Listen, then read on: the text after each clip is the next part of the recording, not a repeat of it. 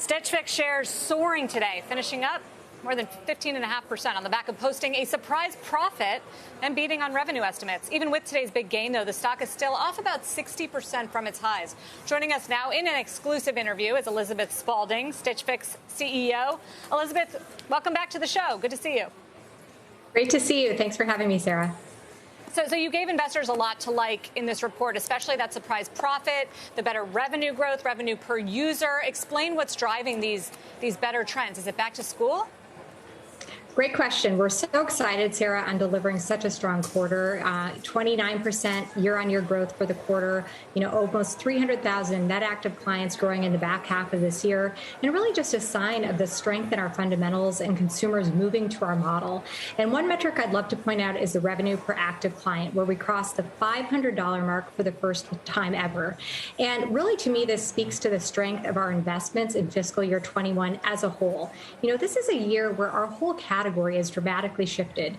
It's moved from 25 to 40% online, and Stitch Fix in this time period went on offense. We really innovated our offering. We expanded with Fix Preview in our experience, where consumers can preview 10 items in their Fix. That drove higher revenue per active client and improvements there. And then we also expanded our new personalized shopping offering, now known as Freestyle, and that absolutely contributed as well. And we're super excited because now Freestyle is open to all new customers to Stitch Fix, which is wonderful news.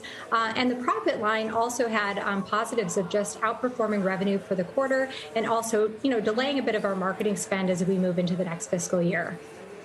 Definitely want to get into the new service, the Freestyle business. But first, on the quarter, some analysts are quibbling with the net ads number, 58,000, kind of modest from the previous quarter. They said that marked a decline. And also the overall number, about 4.18 or so million, which came in below consensus. So what's happening with user growth?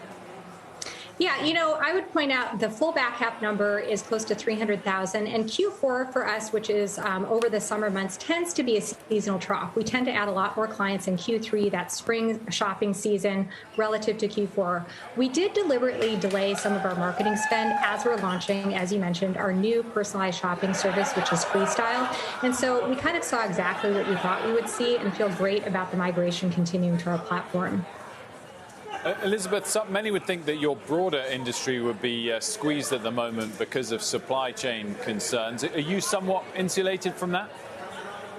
Great question. Yeah, I think the whole industry is talking about port delays, impact from COVID on factories. And, thankfully for us, I think in the first half of the year, we expect to be relatively insulated. We've ordered many of these goods ahead of time. We're not as exposed to some of the geographies that are impacted. And so we're feeling very good about our customer experience in the first half. We'll keep an eye on the back half. Those goods are further out, and of course, be working closely with our vendors. I was also wondering, Elizabeth, about the guidance that you shared. Sales of at least 15% in 2022. You just posted 29% sales and have been in the 20 to 30% range. So I'm curious why you're going with a more conservative number, especially with the launch of Freestyle and the kind of growth that you've been seeing there. Yeah, we are incredibly excited about Freestyle and what this represents for Stitch Fix. For those who don't know what it is this entirely new way to shop. We believe we're defining the future of apparel retail. Sarah, you walk into your own personal store, will few as well, and you can see goods that are curated just for you based on your style preferences, based on your fit.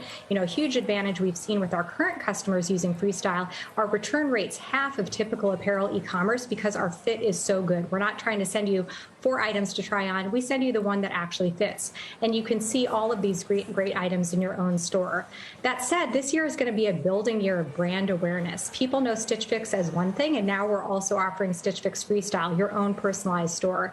And so I think what our guidance reflects is this building year of brand awareness. We are going to be launching many new features, more brands in that personalized store. You can now shop your New Balance shop or your Vuori shop or your Kate Spade shop within that experience. But it'll take time for consumers to know that it's out there, and appropriately, we wanted to give ourselves time to really make this big transition into becoming the destination for personalized shopping and styling. Understood. Finally, Elizabeth, just want to ask, because it's in the news today, you were one of the companies to sign on, raising some questions about the recent Texas abortion law. And I'm just curious, I've been watching for any corporate response. We had Mark Benioff talking about it yesterday, but nothing really from the major companies that have either relocated in Texas or have big offices. The letter you signed on to calls for the government to not ban abortions. How did you get involved in this issue, and why do you think it's appropriate to speak out? You know, as a company that is founded by women, led by women, the majority of our employee base is women, it was an issue that we believe we need to take a stand on, and our deep belief on just in general in equity. We also actually have our largest employee base in Texas. We have a fulfillment center there. We have a number of employees in that market.